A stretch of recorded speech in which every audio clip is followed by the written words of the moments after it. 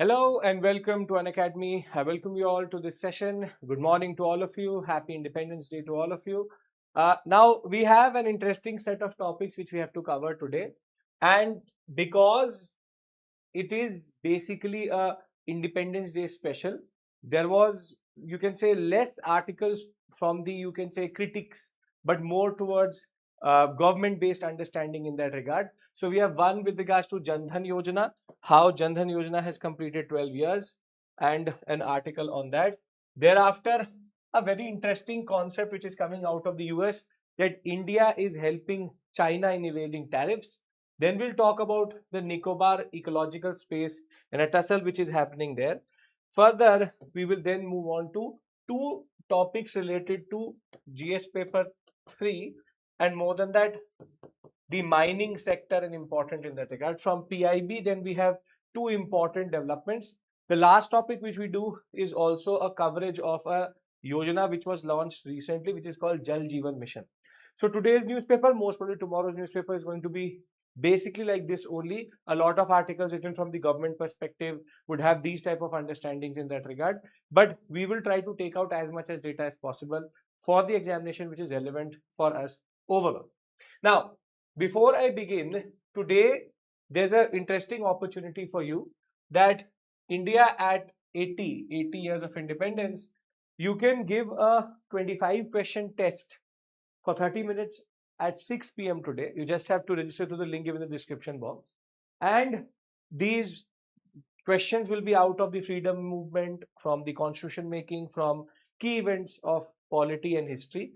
And if you are able to score well in that, you may have a chance to win some form of Amazon gift voucher. So this is just to, it's a good part of revision of modern India that way and polity. But if you do get a chance, do register so that you can just see if you can come in the first 10 at least. If you can do that, you will be able to get some form of an Amazon voucher. So please do register for this. An interesting thing, part and parcel of UPSC preparation, will only help you contextualize better for your history preparation and polity preparation. Okay. With this, let's start our analysis for today, which is financial democracy, the Jan Dhan transformation. Now, basically the context of this article is that 12 years ago, the Prime Minister had announced the Jan Dhan Yojana in his 15th August speech. And from there till today, Jan Dhan and the Jan Dhan Trinity that ways has done quite well and wonders in that regard in order to bring in what is called as Antyodaya. Now, this is where you should know what is the meaning of this word Antyodaya.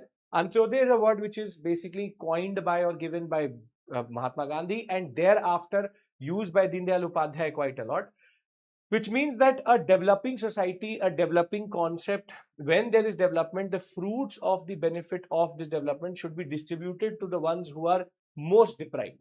Basically, the concept of equity in that way, that if development is happening of a nation, it should not be that the shares of that should go to the top, but rather it should go to the bottom who are deprived so that they can also come up. Now, Jan Dhan Yojana is nothing new. This is not something which is for the first time we're discussing. As a topic, now it has become static in that regard. We have a lot of material on it, but this gives us an opportunity to at least revise and, you can say, revisit this concept once more so that we can understand Jan Dhan better and what are the key data which exist right now for Jan Dhan. So, when we talk about Jan Dhan Yojana was about opening a zero balance savings account. You would get a RuPay debit card, which would have an insurance coverage of 2 lakhs, overdraft facility of 10,000. Further, the idea was that you have to bring in, see, the problem with India per se was not that we did not have the banking system. People relied on the informal sector more. Informal sector would mean money lenders, would mean, you can say, the shetties, local merchants, and the percentage of people in the informal sector was quite high. Jan Dhan was to transition them to a formal economy and give them a bank account, give them a debit card, give them some form of insurance, and this would then allow for managing two things at the same point of time. Because we are a welfare state and we believe in what is called as giving subsidies, along with Jan Dhan, accounts, if you use mobile and you use Aadhaar, which is called the Jam Trinity, you can actually stop leakages also, so that the subsidy is better transferred, there is more transparency, there is more accountability. Therefore, when we talk about Jan Dhan per se, the account is zero balance, so you don't have to worry about keeping money in it. But the integration of all the national schemes into it also further helped in making sure that the Jam Trinity works in such a way that the subsidy transfer, welfare schemes work better. Now, what the article provides to us is that as of right now, as of July 2026, we have 58 crore accounts which have 3 lakh crore in them. And what is more interesting is that roughly 3/4 of these accounts are in the rural sector or semi-urban sector, and close to half of it is held by women. Now, this is good because this is empowering. This is empowerment. And this is where we have to understand that JAM, or basically Jan Dhan, goes beyond just banking sector. It enables our economy to become what it is today and brings in the vulnerable sectors and sections also. Therefore, when JAM has been used properly, direct benefit transfer scheme has worked better. So this is the data which the article provides, but we also know that close to 80% of these people have now come into the fold of the formal sector. Previously 54% was there. I'll make sense of all this data, don't worry.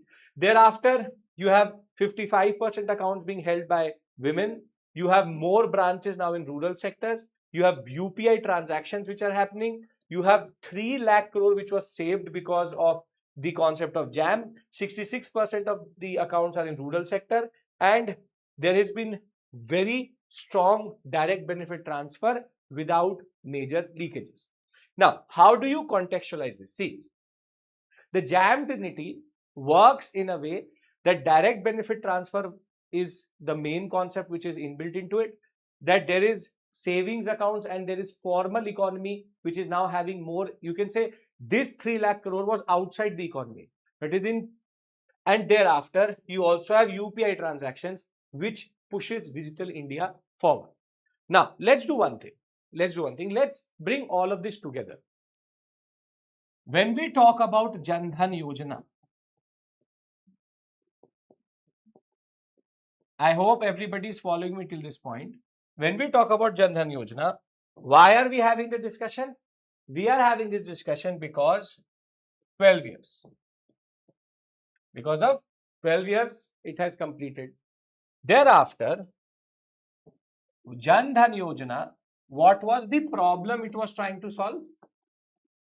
Problem was that 57% of the population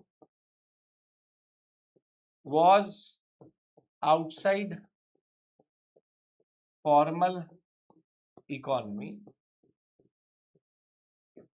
There was further high interest rates.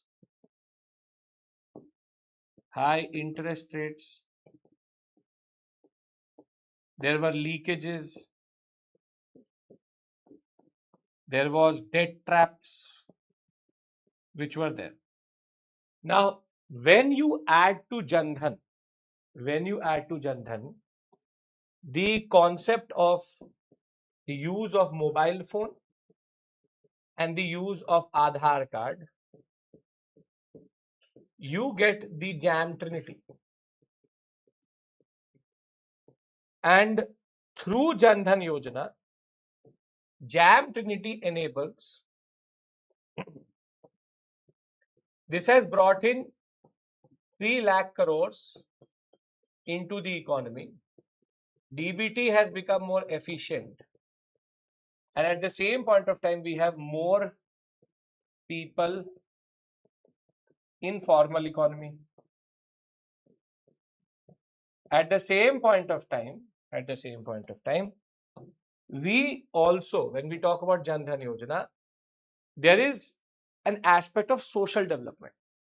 And the aspect of social development here is that 3/4 of the accounts are in rural sector, rural, semi-rural, and 1/2 of the accounts are of women, and you have insurance coverage also. Basically, this is the gist of the whole article. That we had a problem, we have a solution. What does this solution give us, and how is it important? Are we all on the same page here? Come on, tell me. Are we all on the same page?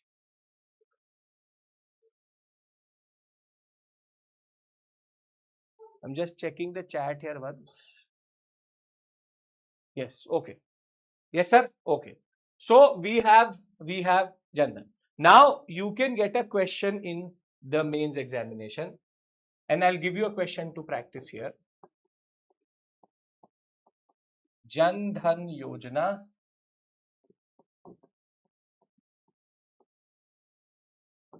transcends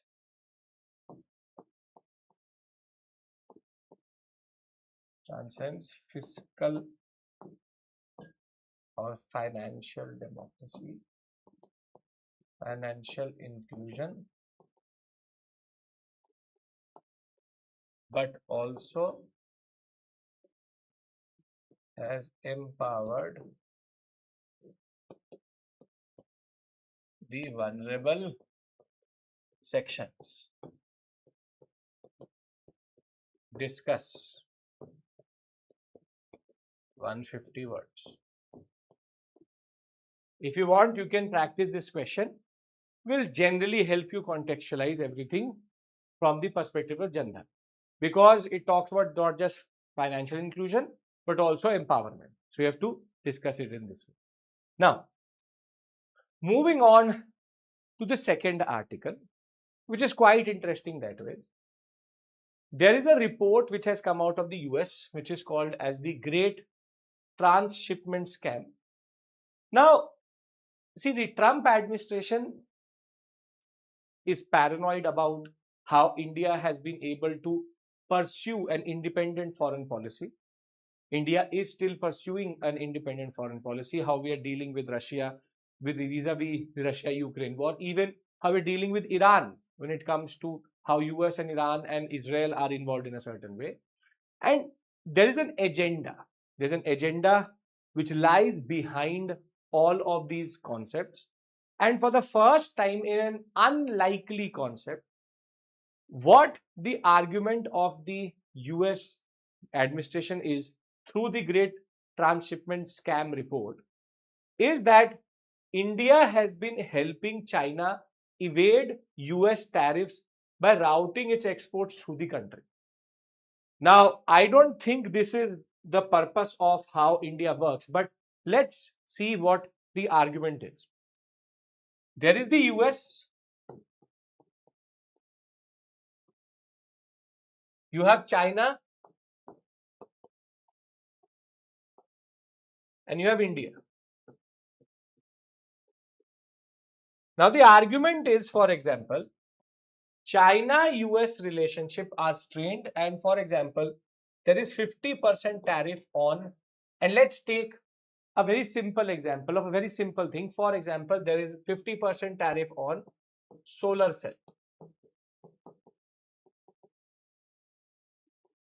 But when the same solar cell comes from India to the US, it is 12.5% tariff on solar cell. So what the argument of this report is that what is China doing is that China is pumping all of the raw material, and basically it is more or less a finished good, and basic assembling or what are called as a screwdriver industries, meaning they just assemble things very nominal, very simple, very, you can say, simplest of repackaging happens, and the same good, the same X solar cell is then routed through India to the US. And because there is a gap between the tariff, this route becomes cheaper and is able to generate a profit.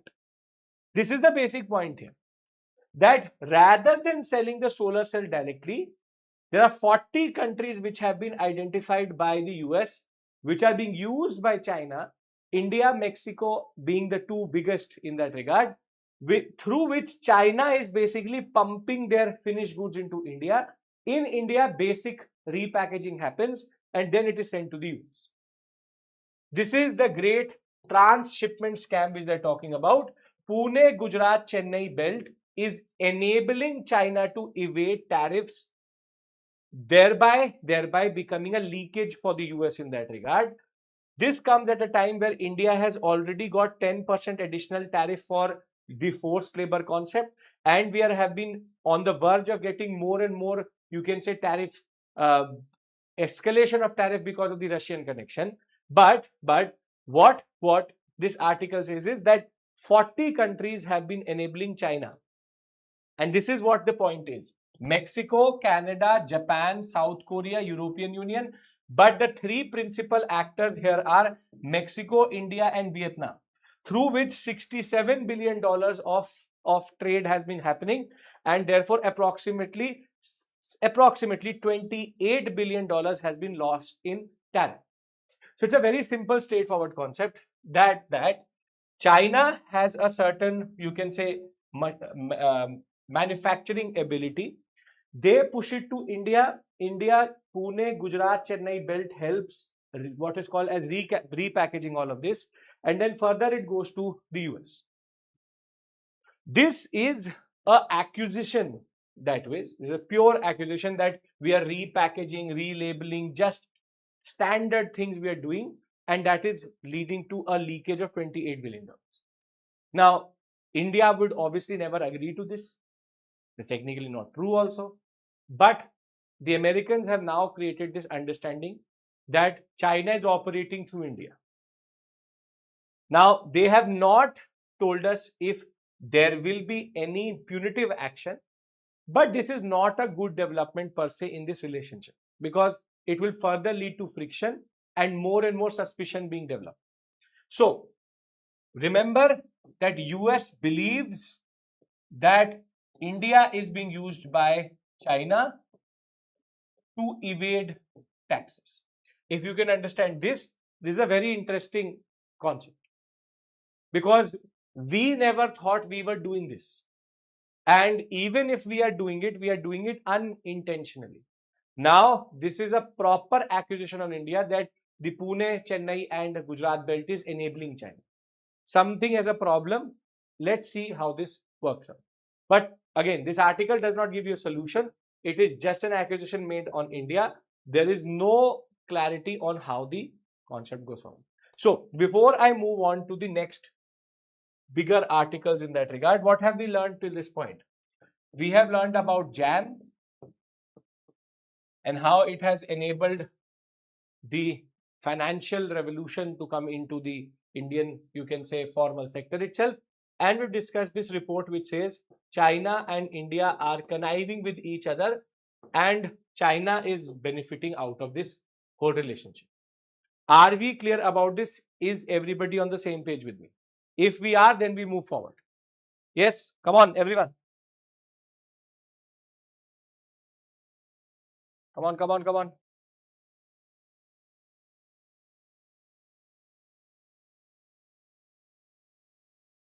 Yes, sir. Perfect. Okay. Now, coming back to something which has been in the news quite a lot, which is the Great Nicobar project, the Andaman and Nicobar Islands, and a certain tussle. The tussle between two major priorities of the Indian subcontinent and of India per se. On one hand, we have development, growth, and naval power. And on the other hand, we have a much bigger issue. Will the tariff rate on India increase if goods? Yes, Pratima, what they will do is, if they realize this is the case, they will match it. What they will do is that they will increase, I'll just show it to you here, they may increase this to 50%. This will hurt our industries. This will hurt our domestic manufacturers. Now, development, growth and naval power versus environment, biodiversity, cost of development, and ecological imbalance. And at the center of this is the Great Nicobar project and the Great Nicobar Islands. Now, there's a multimodal project which has actually been. What is the way forward there? We don't know how they will respond. We have to diplomatically clarify that we're not doing it. This is maybe a certain misprojection of how these industries are working. Now, when we talk about the Great Nicobar project, it is important that the Nicobar Islands and the Nicobar sector itself, which has been untouched by development, untouched by industrial growth, which has allowed it to become a biodiversity hotspot, that does not get affected. But at the same point of time, the strategic location of the Great Nicobar sector of the Andaman Nicobar Islands, just at the mouth of the Straits of Malacca, this means that we want our presence in that sector. It is good for us to be in that sector. It is important vis-a-vis China. It is important vis-a-vis how the Quad is working or is dead in that regard, how the string of pearls policy of the Chinese work. At the same point of time, at the cost of doing that, we cannot destroy the Andaman and Nicobar Islands itself. And this is where now there's a new aspect which has been added to this controversy, because the island administration recently has asked for what is called as a certain data center project. Now, what does data center project mean? It means that this private sector led expression of interest into a green AI or data center vertical means, see, the biggest issue with data centers or cloud storage is that it produces a lot of heat. AI based data centers also produce a lot of heat. So the biggest cost of actually running a data center is the cooling of all of these aspects. Now, in that regard, what has been seen as a solution is that even Microsoft and Google have done this. They are using the sea water, the coldness of it, to therefore use the sea water to cool down the data centers, and the fresh water consumption which is used maybe in a conventional cooling system, that is eliminated, and the sea water is used to cool down the data center itself. This is something which has been seen as a solution to the heat which is radiating out of data centers. Now, Andaman and Nicobar Islands administration floating this for the island is quite problematic, because there is already a tussle over the Greater Nicobar Island project and the multimodal project in that regard. And therefore, the areas which have been identified, for example, the Hadbe Sea, the Netaji Nagar Sea area in Little Andamans, Campbell Bay and Andrew Bay, along with Vijayanagar Bay, Gandhinagar Bay, these have already been identified for greater projects. 2 wildlife corridors, biodiversity tourism, fish and poultry tourism. The larger project is quite problematic. The larger project is quite problematic because be it the Hadbe area, be it the Netaji Nagar, this sector already is data center project identified, but is very, very ecologically, you can say, sensitive. Similarly, the Great Nicobar Islands, where in this sector we are planning a multimodal project, all of this coast, the whole coastline itself is extremely, you can say, ecologically dense and ecologically sensitive. So be it residential, be it agricultural, be it coastal business, this is where there's a tussle which is going on. And that tussle is that the tribal opposition is coming for these sectors. The ecological overlap is coming in this sector. That how do you balance it? This balancing act is something which the government of India is finding it difficult to figure out because of the fact that this sector is actually very, very important for the ecological diversity and biodiversity of India. So therefore, you don't have to learn the names of these bays, but you have to understand that in the overall controversy, now we have one more addition. This is the overall static concept. This is a question of ethics also. It's a question of ethics, which is called as environmental ethics.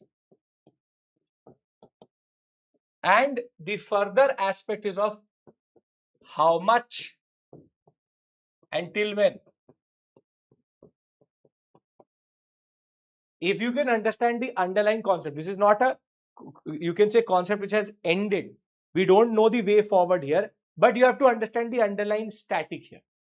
That this identifies this larger age-old issue. The Industrial Revolution has destroyed the Indian subcontinent. The Industrial Revolution has destroyed the earth itself. And we cannot further go on to destroy the earth at the cost of development. Are we clear about this point? What is the static here? I'll give you a question for you to practice how to write this in the answer. Which is true. 200 ml per you can say every prompt. 0.2 ml rather. Sir, even 2 million water needed per day. That is true. That is true.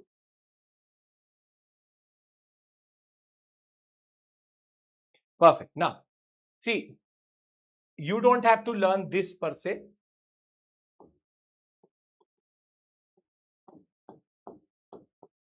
The Great Nicobar Islands have renewed an age-old question and debate between development and environment. Critically analyze this issue.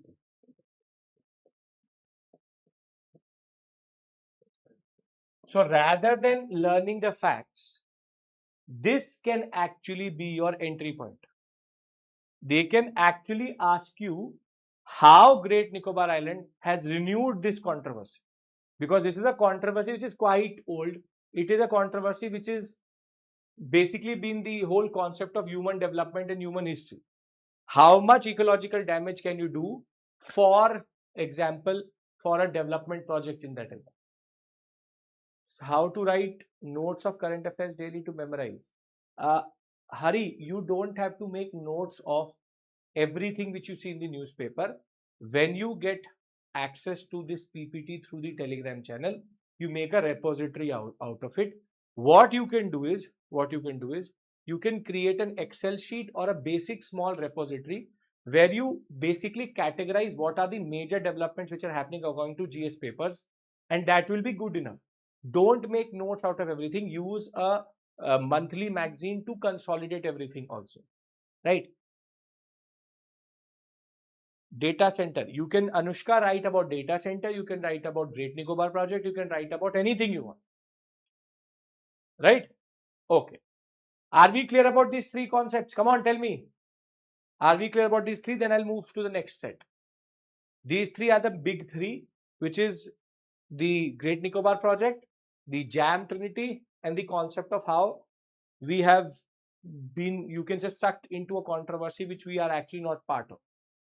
Yes, sir? Okay. Now the next two articles, this one, coal, and the Mines and Minerals Amendment Bill, they have a certain thematic.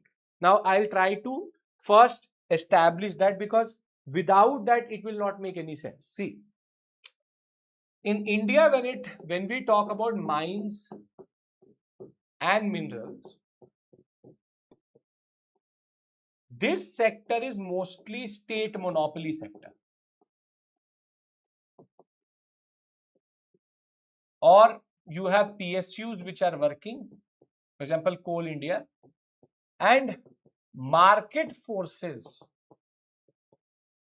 are mostly not part of either, for example, the price determination,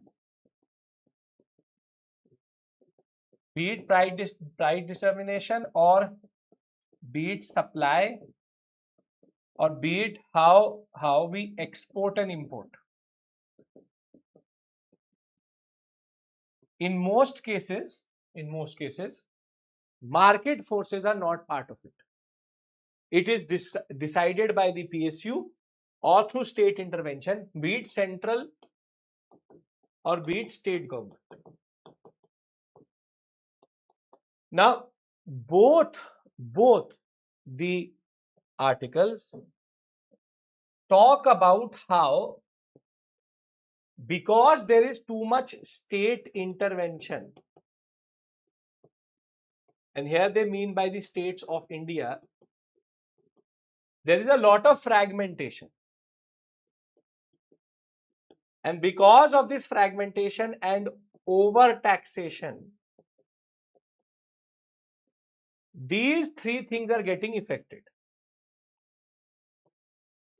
And therefore, there is a need for a centralized strategy, a more unified strategy. I think we all can agree that there is a certain, you can say, socialist principle or a mixed economy type principle where we are go for central planning aspect here. Being a mixed economy, we are mostly in these sectors dealing with central planning, but a little bit of private competition and private intervention, at least auctioning, will not be bad for the sector itself. Now, a very good example of this is the coal sector. When we talk about coal, the argument which has been made by this article is that by 2030, 1.6 billion tons will be our demand for,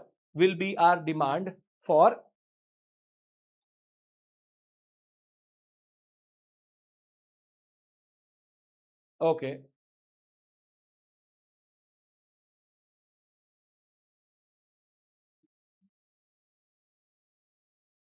hello.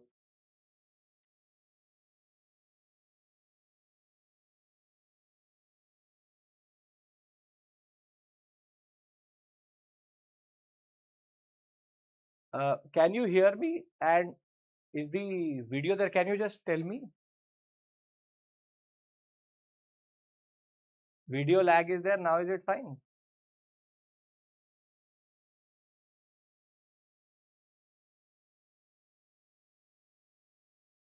Just 1 second, huh? Just 1 second.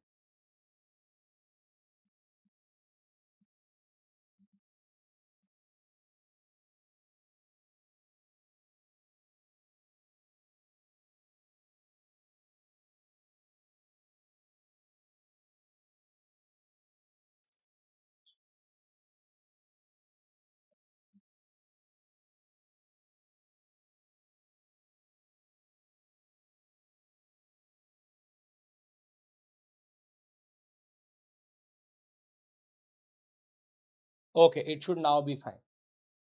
Yes, it should now be fine. Now I think it should be fine. Yeah, perfect. Okay. Yeah, coming back. So when we talk about the coal sector itself, we are reaching an inflection point. What does inflection point mean? Inflection point means that we were in a economy where coal supply was scarce. And now when the demand is going to reach 1.6 billion tons, we, because of import and domestic production, are now going to go into a coal surplus sector.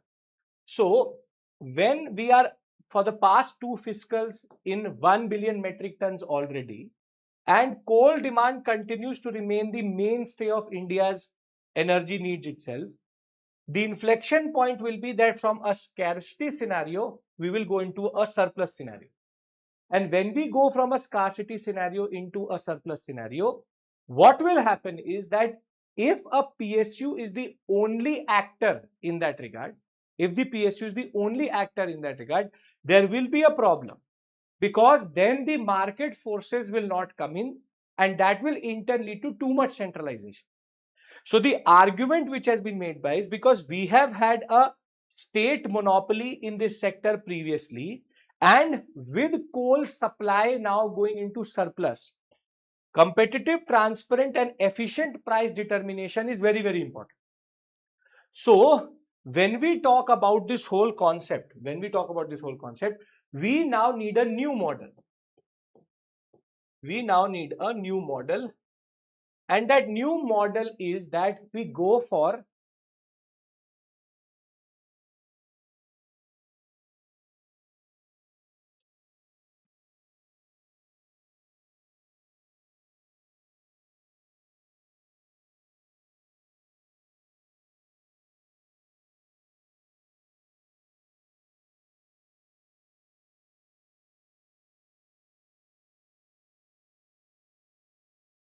yeah. So we now need a new model. It's something which is linked to the server and the OBS. Some lag is there. I can see that. That is why I am intervening. Now it should be fine. So we need a new model. And that new model, therefore, is based on the concept of not government understanding, but wherein the private sector also comes in. The idea that we have to have simultaneous, efficient, competitive, market-driven prices based on a central coal exchange, which is there needs to be a coal exchange. And the idea that through a coal exchange, price determination will be better. See, the whole idea here is very simple. The idea here is we have had a legacy model.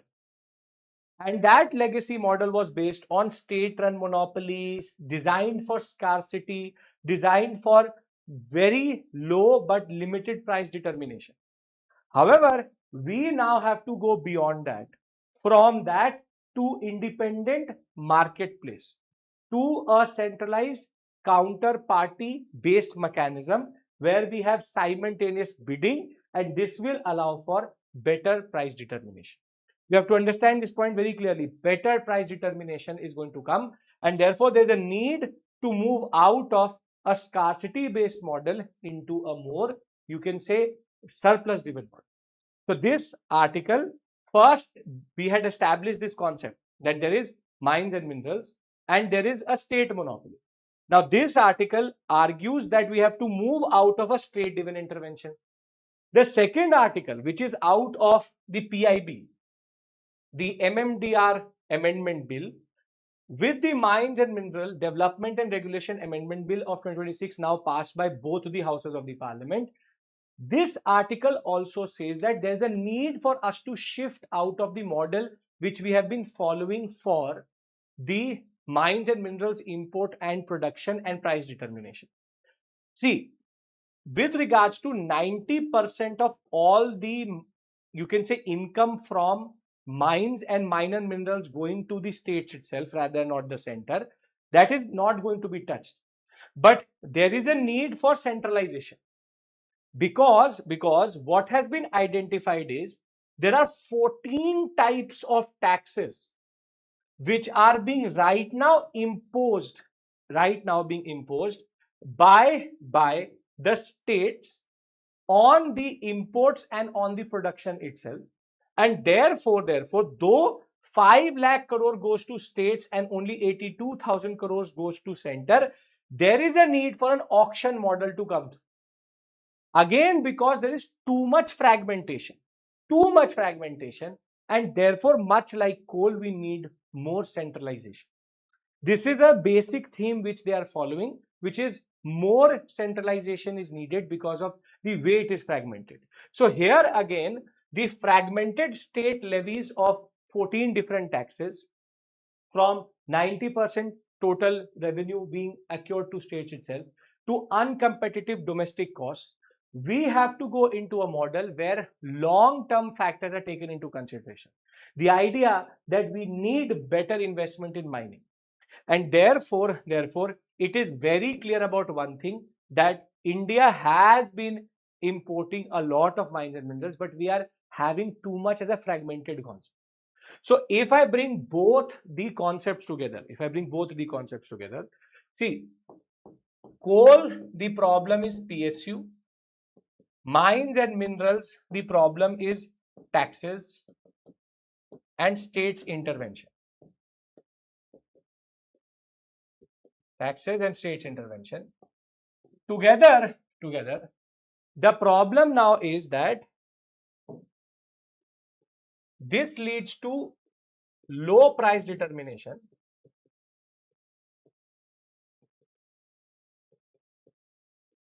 and over and above that, problematic fragmented market, and the solution for both is auction. Auctioning is something which can allow for better price determination rather than having a PSU or the states doing.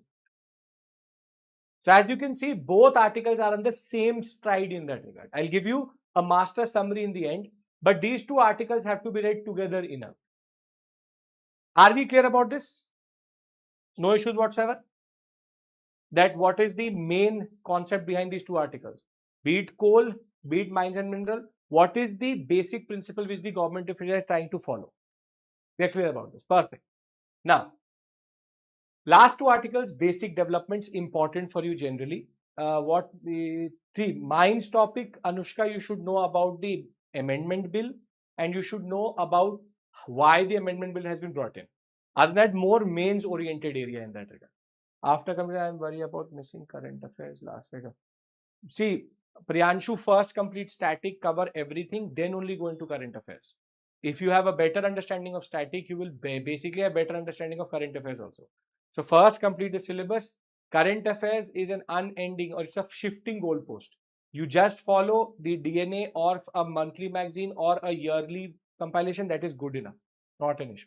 Now, the government of India has recently launched a new scheme in the PDS scheme, which is under this now rather than giving the subsidy to the either to the retailer or subsidy to the, you can say, beneficiary, there will be a digital rupee wallet which will be created within the food subsidy sector, and rather than sending physical money, rather than sending money, they will send digital rupee to these accounts, and that could be then used to get the subsidies and even used in PDS scheme. So when we talk about food subsidy, instant transfer of food subsidy, the idea is very simple, that rather than pushing money into the conventional sector, they are going to create a digital rupee wallet. They will give you QR codes and OTPs through which then you can take your subsidies. So the idea is to basically undercut the whole concept of sending the concept of money itself. Rather than sending you money, they will send you digital rupee, and thereafter that digital rupee can be used for the concept of handling the subsidies itself. No need for cash, no need for cash withdrawals. Everything will be done through this wallet itself. Quite interesting, quite important in this changing age itself. Now, the last topic which we have to discuss is Jal Jeevan Mission. Now, again, this article in the PIB had a lot of data, but 2 to 3 things I want to identify for you for the examination. See, before Jal Jeevan Mission had come through, there were 3.23 crore rural households with tap connections. Now that number has become 15 crore, and from 16% it has become 82%. This is a very good development if actually done on the ground. At the same point of time, Har Ghar Jal Mission, there are all these numbers basically make no sense for the examination per se, but this is the most important one. This one, which is from 16%, we have reached to 82.24%. This is the expansion in the concept of Jal Jeevan Mission and tap connections in India. Too much data you will never remember for the examination, but I've given it to you in a table. Now let's do one thing before we end this session. Let's try to revise all the topics which we've done so that you have an effective coverage in that regard. First, we discussed how Jan Dhan mission and JAM Trinity has now completed 12 years. 3/4 of all the accounts are in rural sector, half of the accounts are of women, and that way 3 lakh crore is being stored in is in the Jan Dhan accounts. Therefore, good development that way. Right? Then we discussed the concept of how India has been seen as a certain nation which is conniving with China to evade the taxes over the US, and we are having screwdriver industries here to evade taxes. Still has to be established. Then we have the Great Nicobar project and the age-old issue of development versus environment. Then we had the coal sector moving out of scarcity into surplus, and therefore a need to move out of PSU model to a central coal exchange for price determination. At the same point of time, we have the Mines and Minerals Act which has come through, which further in turn means that we now have to also need better you can say price determination in the sector, because state levy 14 different taxes which makes no sense per se. Then Jal Jeevan Mission, from 16% to 82% coverage of taps in India. And last but not the least, we have now the digital rupee being used for DBT transfer, and the PDS scheme is the first place where they are going to do it. Are we clear about all these topics which we covered today? If we are, I'll see you tomorrow. There's a chance that there may not be a physical newspaper tomorrow, but through the Hindu website, whatever is going to be relevant along with PIB, I will be there with you tomorrow also. So thank you, take care, and bye-bye.